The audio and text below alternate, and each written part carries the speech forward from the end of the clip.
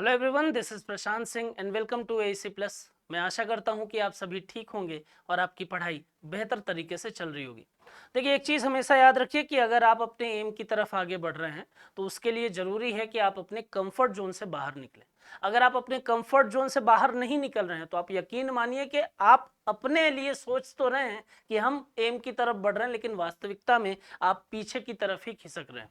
तो अपने comfort zone को छोड़िए और बदलाव लाइए अपनी दैनिक चीज़ों में या अपनी भी जो भी आपका स्थिति है उन चीज़ों में आप बदलाव लाइए और छोटे छोटे परिवर्तन को करके आप अपने एक बड़े लक्ष्य, बड़ी कामयाबी जो है उसको अचीव कर सकते हैं।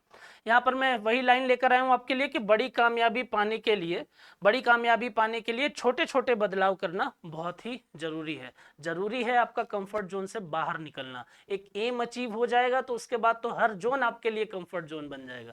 तो इसी एटीट्यूड, इसी विचारधारा के साथ में आप पढ़ाई करते रहिए। और देखिए, लास्ट क्लास में मैंने आपसे जो क्वेश्चन पूछा था कि under the cinematograph amendment bill 2023 what is limit allowed children to watch certified films in the under age parental guidance category. यहाँ पर अगर हम बात करें इस बिल की तो पहली चीज तो आपको ये पता होना चाहिए कि सर ये बिल पेश किसने किया है संसद में। तो ये बिल पेश किया है अनुराग ठाकुर साहब ने। ठीक है, ये बिल जो है वो किस चीज की बात करता है तो मैं मोटे मोटे तौर पर अगर बता दूं आपको तो पायरेसी की चुनौतियों से निपटने के लिए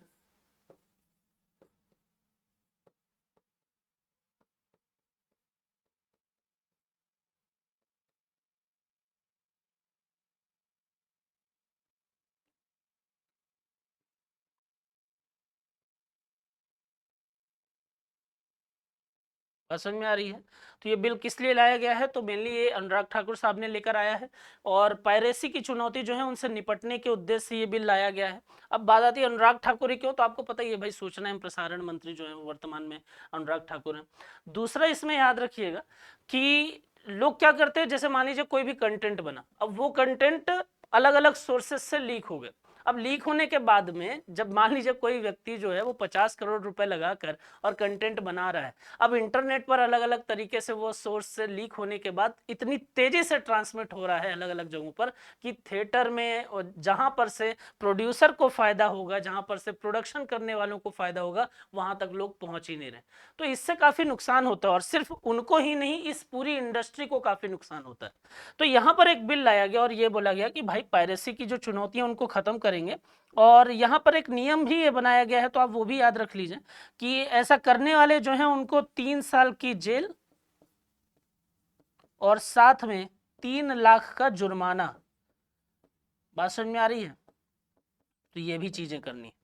तो यहाँ पर क्या बोला गया, अनुराग ठाकुर साहब ये बिल लेकर आए हैं पायरेसी की चुनौतियों को दूर करने के लिए और नियम कानून को कड़ा करने के लिए। इन्होंने क्या बोल दिया कि भाई 3 साल की जेल होगी और 3 लाख रुपए का जुर्माना होगा।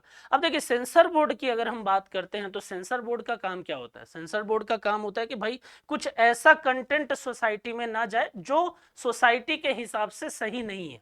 तो वहां पर सेंसर बोर्ड क्या करता है, जो भी कंटेंट आता है उस कंटेंट में कट पेस्ट और सारी चीजें करने के बाद अगर उसको लगता है कि ये मार्केट में जाना चाहिए तब उसको वो अलाउ करता है। अब अलाउ भी कभी कभी वो किस प्रकार से करता है, कुछ सेगमेंट में अलाउ करता है कि भाई ये वाला कंटेंट इस कैटेगरी के लोग देखेंगे, ये वाला कंटेंट जो है वो इस कैटेगरी के लोग देखेंगे। तो उसी कैटेगरी के हिसाब से अगर मैं बात करूं तो यहाँ पर सेंसर बोर्ड जो है वो यू, ए और यूए के कैटेगरी जो है वो डिवाइड करता था, जिसमें अनरिस्ट्रिक्टेड, अडल्ट और अंडर एज कैटेगरी आती थी।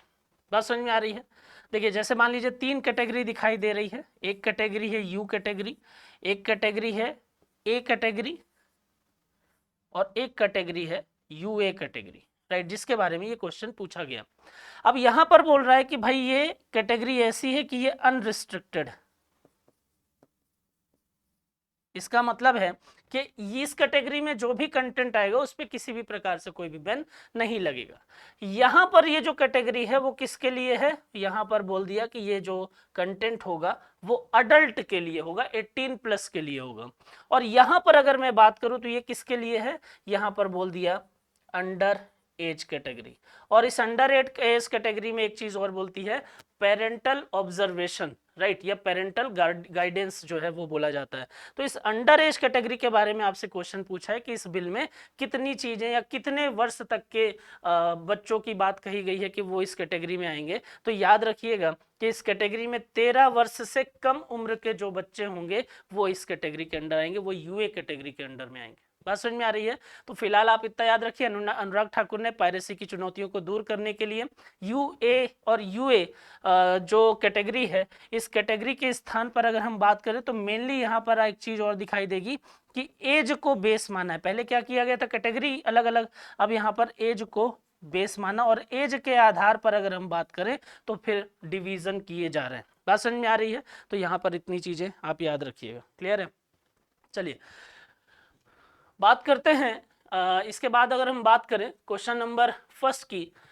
देखिए, एक व्यक्ति जिसको पहचान की जरूरत नहीं है, यहां पर अगर मैं बात करूं जिसको किसी भी प्रकार के इंट्रोडक्शन की जरूरत नहीं, और एक ऐसी मतलब अगर हम बात करें जिस पर हमें गर्व है, जिस पर हम देखते हैं और जो हमारे देश का तिरंगा है, उसको बनाने वाले व्यक्ति के नाम पर एक दिवस जो है वो मनाया जाता है और इनका नाम है पिंगली वेंकैया। आप लोगों को पता ही होगा कि हमारे देश में जो फ्लैग है, जो तिरंगा है, उसका डिजाइन किसने दिया, उस तिरंगे को डेवलप किसने किया है, वो किया है पिंगली वेंकैया ने। क्वेश्चन पूछ रहा है कि when is Pingali Venkaiah Jayanti celebrated, तो ये जयंती आज ही है 2 अगस्त को। बात समझ में आ रही है? तो पिंगली वेंकैया की जयंती जो है वो कब मनाई जाती है, वो 2 अगस्त को मनाई जाती है। बात आती है सर कब से, तो 2 अगस्त को इनकी जयंती मनाई जाती है। 1876 में भारत सरकार के द्वारा पिंगली वेंकैया जयंती मनाने की घोषणा की गई थी। तभी से यह दिवस लोगों के पिंगली वेंकैया के महत्वपूर्ण योगदान को लोगों तक पहुंचाने के लिए, उनको जागरूक करने के लिए, अवेयरनेस फैलाने के लिए इस तरीके की चीज, इस डे को मनाया जाता है। दूसरा अगर हम बात करें तो इनका जन्म हुआ था 2 अगस्त 1876 को आंध्र प्रदेश के मछलीपट्टम में स्थित एक तेलुगु ब्राह्मण परिवार में। बात समझ में आ रही है? तो याद रखिएगा कि यहाँ पर अगर आप देखेंगे तो ये देखिए, ये 1876 जो है वो इनका जन्म का ईयर है, राइट। इतनी चीजें आप फिलहाल इसमें याद रखिए। क्वेश्चन नंबर 2 की बात करते हैं। In which state India's first construction innovation hub will be set up, किस राज्य में भारत का पहला कंस्ट्रक्शन इनोवेशन हब स्थापित किया गया है, तो वो किया गया है केरला में, राइट। वो कहाँ किया गया है? केरला में, केरला के कोच्चि में। तो याद रखना है आपको कि केरला के कोच्चि में क्या इस्टेब्लिश किया गया है, तो इंडिया का फर्स्ट कंस्ट्रक्शन इनोवेशन हब। बात समझ में आ रही है? तो कहाँ स्थापित किया गया है? केरला में स्थापित किया गया। कुछ बेसिक चीज इसमें देखिए कि केरल को देश का पहला कंस्ट्रक्शन इनोवेशन हब मिला है, जिसका उद्देश्य जो है वो हितधारकों के बीच सहयोग, नवाचार और ज्ञान साझाकरण को बढ़ावा देना और सस्ती और टिकाऊ भवन सुविधाओं को बढ़ावा देना। देखिए, ऐसा समझ लीजिए कि जिनके पास में घर नहीं है, घरों का निर्माण होगा और सस्ते दरों पर अगर हम बात करें तो वहां पर क्या किया जाएगा, इस केरला स्टार्टअप मिशन के तहत जो अगर हम बात करें कंस्ट्रक्शन इनोवेशन हब बनाया गया है, उसके तहत इस प्रकार का एग्जीक्यूशन किया जाएगा। फिलहाल आप याद रखिए कहां पर किया गया है, तो केरला के कोच्चि में, राइट। क्वेश्चन नंबर 3 की बात करते हैं। Which state union territory will lead India's first cannabis medicine project, है ना, इंपॉर्टेंट है, देख लीजिए। कैनबिस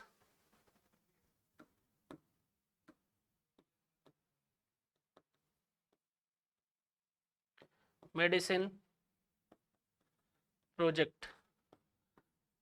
आपको लगेगा कि सर ये है क्या, तो इसका अगर मैं एक देसी नाम बताता हूं तो उसको हम बोलते हैं भांग, है ना। अब आपको क्लियर हो गया होगा, अब आपको समझ में आ जाएगा कि अच्छा सर ये एक ऐसी चीज है जो भांग से दवाई बनाने की बात कर रही है, कुछ इस प्रकार की चीज है। तो यहाँ पर जब आप देखते हैं तो आपको क्या पता चलेगा, यहाँ पर जब आप देखेंगे तो आपको पता चलेगा कि जम्मू एंड कश्मीर गवर्नमेंट ने ये प्रोजेक्ट जो है उसकी शुरुआत की है।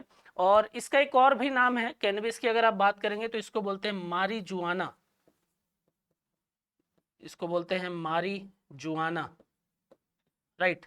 तो यहां पर आप देखेंगे तो किस गवर्नमेंट ने ये प्रोजेक्ट की शुरुआत की है, ये की है जम्मू एंड कश्मीर ने, ठीक है। भांग होता है। एम क्या है, तो एम की अगर हम बात करें, उद्देश्य की अगर हम यहाँ पर बात करें, तो उद्देश्य में आप देखेंगे तो भांग के या कैनबिस के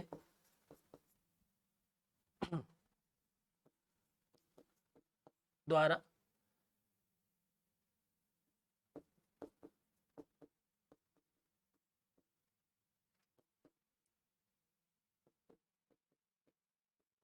उत्पादन करना या निर्माण करना, पहली चीज तो ये। दूसरा, इसका जो क्षेत्र है, मतलब आप समझ लीजिए कि कैंसर जैसी बीमारियों की अगर मैं बात करूं, है ना, या फिर कैंसर के साथ साथ अगर मैं दूसरी बीमारियों की भी बात करूं, तो भांग में इस प्रकार की खासियत है कि उसका अगर सीमित डोज लिया जाए और अलग अलग चीज़ों के साथ में उसको मिलाया जाए, तो कैनबिस जो है वो इस प्रकार से पावरफुल है, इस प्रकार से उसमें खासियत है कि वो उन बीमारियों के प्रभाव को भी क्या कर सकती है, कम कर सकती है। तो यहाँ पर याद रखिए कि जम्मू एंड कश्मीर ने हाल ही में क्या किया है, कैनबिस मेडिसिन प्रोजेक्ट जो है उसकी शुरुआत की है। मेनली अगर इसका यूज आप देखेंगे तो कहाँ पर, तो मैंने आपको बोला है कि भाई जो कैंसर है, न्यूरोपैथी है, कैंसर है, मिर्गी है,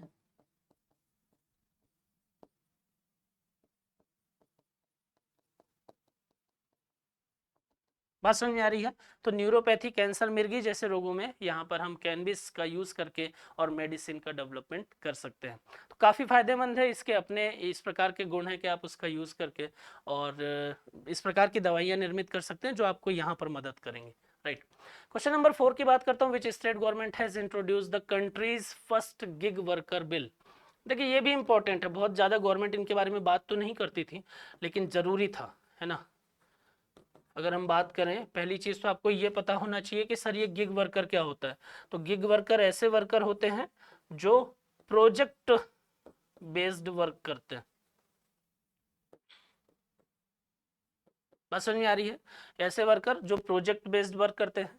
अगर प्रोजेक्ट है तो आप काम कर रहे हो, जैसे मान लीजिए कि हम जोमेटो के डिलीवरी बॉय की बात करें, या उबेर के हम जो व्हीकल हैं, या जो उबेर, ओला या उबेर की हम बात करें, जो गाड़ियां चल रही हैं उसकी अगर हम बात करें, तो ये जितनी भी चीज़ें हैं वहाँ पर आप देखेंगे तो ये सब प्रोजेक्ट बेस्ड चीज़ें होती हैं। राइट। और ये सब किसके पार्ट होते हैं, ये गिग वर्कर कहलाते हैं। राजस्थान सरकार ने हाल ही में सामाजिक सुरक्षा प्रदान करने के लिए गिग वर्कर को, अगर हम बात करें तो एक बिल लेकर आई है, और उसने ये बोला है कि भाई बाकी लोगों या बाकी विभागों में काम करने, बाकी सेक्टर में काम करने वाले जो लोग हैं, है ना, उनके जैसे ही गिग वर्कर को भी सोशल सिक्योरिटी जो है वो मिलनी चाहिए। तो वो लगातार इस पर प्रयास कर रहे हैं, और अभी आजकल आप देखेंगे तो राजस्थान गवर्नमेंट मतलब बहुत अच्छे अच्छे बिल जो हैं वो लेकर आ रही है। मैं बार बार, हम लगातार को एक दो दिन में लगातार देख रहे हैं कि भाई राजस्थान गवर्नमेंट जो है उनके बिल से क्वेश्चन काफ़ी ज़्यादा बन रहे हैं, तो ये भी इंपॉर्टेंट है।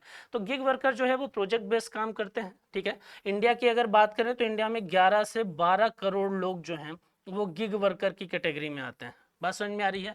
और तीसरा अगर मैं बात करूं, तो गिग वर्कर जो होते हैं वो जितना भी प्रोडक्शन करेंगे, कंजम्पशन करेंगे, एग्जीक्यूशन करेंगे, तो वो उन पर बेस्ड जितनी पूरी इकोनॉमी होती है उसको हम किस नाम से जानते हैं, हम गिग इकोनॉमी के नाम से जानते हैं। और हमारी इंडिया इकोनॉमी का एक बड़ा सेक्टर जो है वो गिग इकोनॉमी के नाम से ही पहचाना जाता है। बात समझ में आ रही है। दूसरा इसमें आप याद रखिएगा कि जो विधेयक है, मेनली एक चीज और इसमें आप देखिए कि जो विधेयक है उसमें सोशल सिक्योरिटी, और सोशल सिक्योरिटी जो मैं बोल रहा था वो किसके लिए, तो सोशल सिक्योरिटी गिग वर्कर के लिए,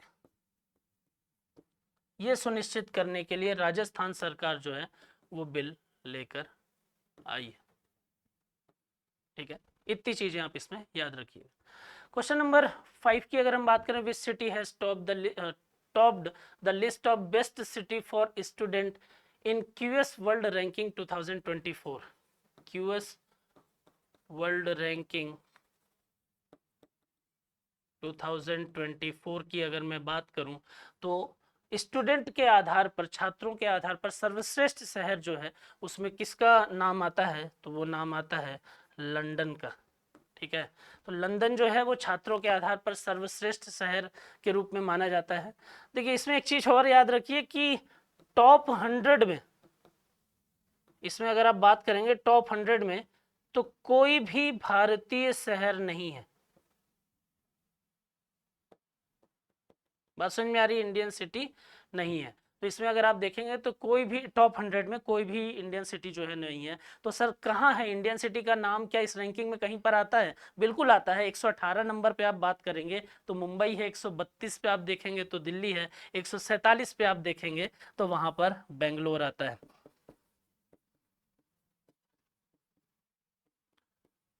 तो आप ये भी याद रखिए इसके साथ में मुंबई, 132 में दिल्ली और 147 में बेंगलुरु, राइट। तो ये याद रखिए। तो हालांकि फिलहाल जो टॉप रैंकर है वो है लंदन, और इंडिया में जो टॉप पर है वो कौन है? वो है Mumbai city, right. Question number 6 की बात करते हैं। Where is the third G20 disaster risk reduction working group की मीटिंग जो है वो कहाँ हुई है हाल ही में? तो 24 से 26 जुलाई के बीच हुई है, ठीक है। और कहाँ हुई है? तो ये हुई है चेन्नई में, राइट। और अगर हम बात करें, याद रखिएगा ये थर्ड है, ठीक है, याद रखिए कि थर्ड है, और थर्ड और लास्ट, ठीक है, मतलब थर्ड और लास्ट है किसकी? Disaster risk reduction working group की। ये मीटिंग जो है वो थर्ड और लास्ट है, मतलब तीसरी और आखिरी थी। इसके पहले दूसरी भी हुई, पहली भी हुई, लेकिन ये तीसरी जो थी वो लास्ट थी। बात समझ में आ रही है? अब बात आती है कि सर ये जो G20 है ये क्या करता है? तो मैंने आपको पहले भी बता चुके हैं कि सर 20 कंट्री का समूह है, जिसमें से 19 जो है वो नेशन या कंट्रीज़ हैं, और एक जो है वो यूरोपियन यूनियन है। बात समझ में आ रही है? एक ही याद रखिए। दूसरा मैंने आपको पहले भी बता चुका हूँ मैं G20 के बारे में कि इसकी मेजबानी जो है, इसका होस्ट जो है वो इस साल कौन कर रहा है? इसका होस्ट कर रहा है इंडिया। और वर्तमान में G20 के अध्यक्ष कौन है? तो इसके अध्यक्ष हैं नरेंद्र मोदी जी। बात समझ में आ रही है? तो ये भी आप इसमें याद रखेंगे। क्वेश्चन नंबर 7 की अगर बात करते हैं तो who has overtaken TCS to become the India second most valuable company? हाल ही में किस कंपनी ने TCS को पीछे छोड़कर दूसरी, याद रखिएगा यहाँ पर क्या पूछ रहा है? इंडिया सेकंड पूछ रहा है, ठीक है, टॉप पर नहीं पूछ रहा है। तो आप तो ये पता कर लीजिए कि सर सेकंड वैल्यूएबल कंपनी जो है वो कौन सी है। तो पहली चीज तो ये क्लियर हो गई है कि सर जो थर्ड पे थी उसने TCS को पीछे छोड़ा है। बात समझ में आ रही है? और कौन सी कंपनी है? तो वो है HDFC बैंक। तो सेकंड वैल्यूएबल कंपनी कौन सी हो गई? वो हो गई HDFC बैंक। दूसरा अगर हम बात करें फर्स्ट कौन सी हो गई? तो फर्स्ट हो गई रिलायंस, और थर्ड कौन सी हो गई? ये हो गई TCS। अब बात आती है कि सर किस बेसिस पे? तो यहां पर याद रखिएगा कि जब भी आप कंपनी को कंपेयर करते हैं तो वहां पर एक वर्ड आता है जिसको आप बोलते हैं अकॉर्डिंग टू मार्केट कैपिटलाइजेशन या अकॉर्डिंग टू मार्केट कैप। अब इस मार्केट कैपिटलाइजेशन का मतलब क्या होता है? तो मार्केट कैपिटलाइजेशन वैल्यू को निकालने के लिए आपको क्या करना है? आपको किसी भी कंपनी के टोटल नंबर ऑफ शेयर को मल्टीप्लाई करना है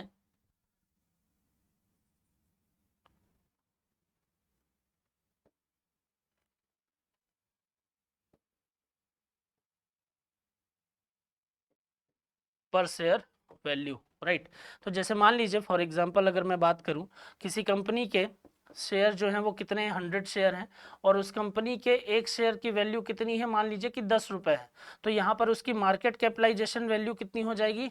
1000। इसी बेसिस पे आप डिफरेंट डिफरेंट कंपनी की मार्केट कैप वैल्यू जो है वो निकालेंगे, और उस मार्केट कैप वैल्यू के आधार पर आप चीज़ों को कंपेयर करेंगे, और फिर बताएंगे कि भाई कौन सी कंपनी जो है वो बड़ी है, कौन सी कंपनी छोटी है, कौन सी कंपनी फर्स्ट सेकंड और थर्ड फोर्थ फिफ्थ, आप उसको करते रहिएगा। बात समझ में आ रही है? अगर यहाँ पर पूछा TCS को पीछे किसने छोड़ा है? वो HDFC बैंक ने छोड़ा है।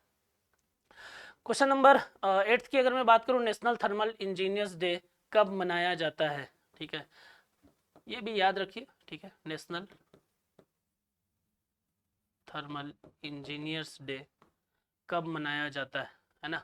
तो ये भी मतलब डे के हिसाब से तो इम्पोर्टेंट है ही है, और थर्मल इंजीनियर के मतलब जितने भी हैं उनके योगदान को याद करने के लिए, लोगों तक उनके योगदान को पहुंचाने के लिए, और इस क्षेत्र में जो भी चीज़ें हुई हैं उसके प्रति लोगों को जागरूक करने के लिए ये दिवस जो है वो मनाया जाता है 24 जुलाई को। बात समझ में आ रही है? तो फिलहाल आप ये याद रखिए कि इसमें कब मनाया जाता है, तो ये मनाया जाता है 24 जुलाई को, ठीक है। इसमें आप चाहें तो एक चीज़ और याद रख सकते हैं कि अगर आप बात कर रहे हैं तो थर्मल इंजीनियर डे बात करें तो आप इंजीनियर्स डे भी याद कर सकते हैं कि सर इंजीनियर्स डे जो है वो कब मनाया जाता है, मुझे बताने की तो आवश्यकता नहीं होगी। इंजीनियर्स डे जो है वो याद रख लीजिएगा 15 सितंबर। और किसके जन्म दिवस पर मनाया जाता है, तो मनाया जाता है एम विश्वेश्वरैया के जन्म दिवस पर,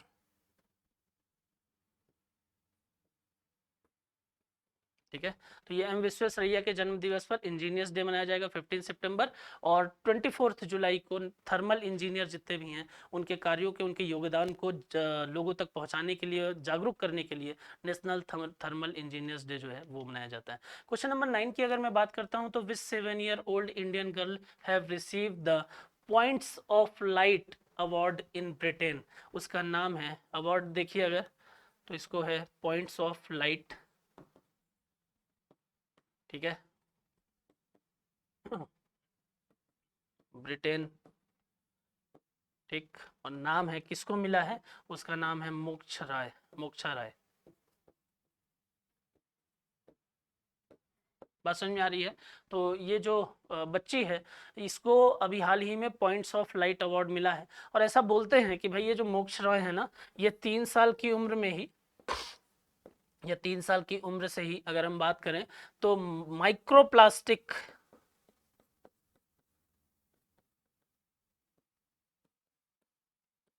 के दुरुपयोग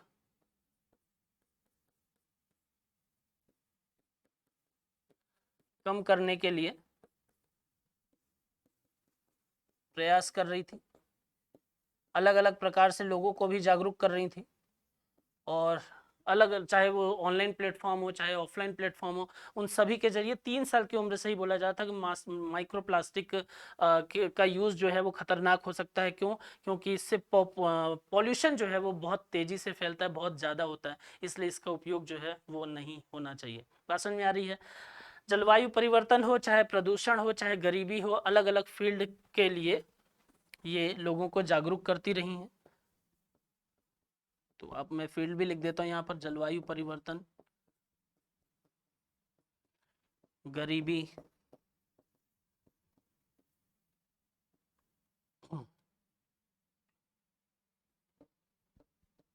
प्रदूषण,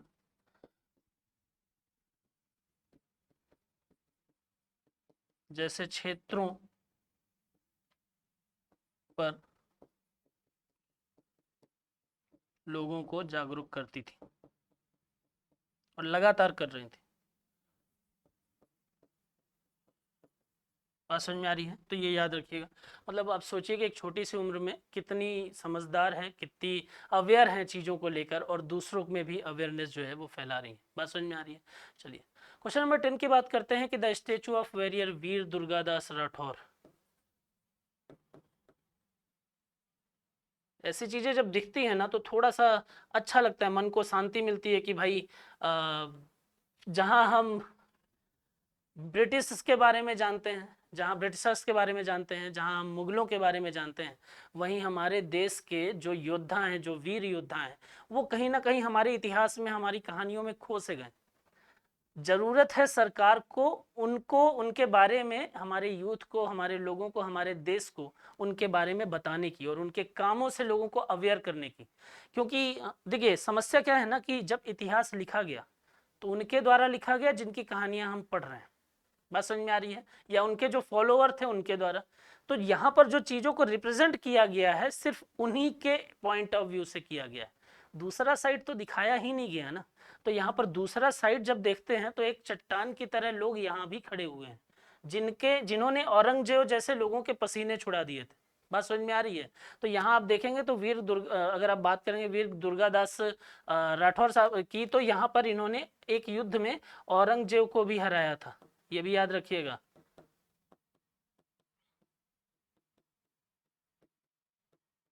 बात समझ में आ रही है। एक युद्ध में इन्होंने औरंगजेब को भी हराया था। ठीक है, देखिए यहाँ पर ये पूछ रहा है कि ये किससे रिलेटेड है, तो नाम में ही अगर आप देखेंगे तो आपको पता चल रहा है कि भाई वीर दुर्गादास राठौर, और ये जहाँ तक हैं राजस्थान से ही संबंधित होंगे। जहाँ तक क्या मतलब आंसर इसका राजस्थान है, आप नाम देख के ही बता सकते हैं कि राजस्थान से होंगे, और राजस्थान के जोधपुर में ही इनका जन्म हुआ था। ठीक है, और इनकी मृत्यु जो हुई है वो कहाँ हुई है, तो इनका जन्म हुआ है जोधपुर में और मृत्यु हुई है इनकी उज्जैन में। ठीक है, तो ये भी आप याद रखेंगे। इनकी जब आप कहानी कभी पढ़ेंगे ना तो आपको एक चीज ये दिखाई देगी कि भाई जीवन भर जिसको राजा बनाने के लिए ये काम कर रहे थे, जीवन भर जिसके लिए ये काम कर रहे थे, जिसके साथ दे रहे थे, अंततः समस्याएं जो हैं वो वहां से उत्पन्न होती हैं और फिर वहीं से इनको निकाल दिया जाता है। तो इनकी कहानी जो है वो कुछ इस प्रकार की है। दूसरा इनके बारे में आप याद रखिए कि मारवाड़ के इनकी उपाधियां मिली हुई हैं।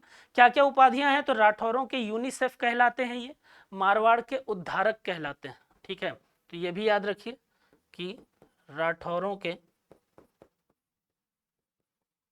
यूनिसेफ और दूसरा इनको बोला जाता है मारवाड़ का उद्धारक। राइट, तो यहाँ पर आप देखेंगे तो चीजें किस प्रकार की कि जो वीर दुर्गादास राठौर हैं उनका जन्म जोधपुर में हुआ था, उज्जैन में उनकी मृत्यु हुई थी, राजस्थान से ये संबंधित था, औरंगजेब को एक युद्ध में इन्होंने हराया था, राठौरों के यूनिसेफ कहलाते हैं, मारवाड़ के उद्धारक कहलाते हैं, और अगर हम बात करेंगे तो मारवाड़ के अड़बिंदिया भी इनको बोला जाता है। तो एक पॉइंट और इसमें याद रखिए कि मारवाड़ के अड़बिंदिया ये भी इनको बोला जाता है। क्लियर, तो आप इनको याद रखिए। ठीक है, चलिए, तो ये हमारे 10 क्वेश्चन थे। आपके लिए जो क्वेश्चन ऑफ द डे है वो ये है कि ऑपरेशन मेघचक्र जो खबरों में देखा गया है किस संस्था से संबंधित है। आपके सामने 4 ऑप्शन है, आप इसको ढूंढिए, पढ़िए और मुझे फटाफट कमेंट करके बता दीजिए। ठीक है, फिर आज के लिए इतना काफ़ी। आप पढ़ाई करते रहिए, खुश रहिए। Thank you so much.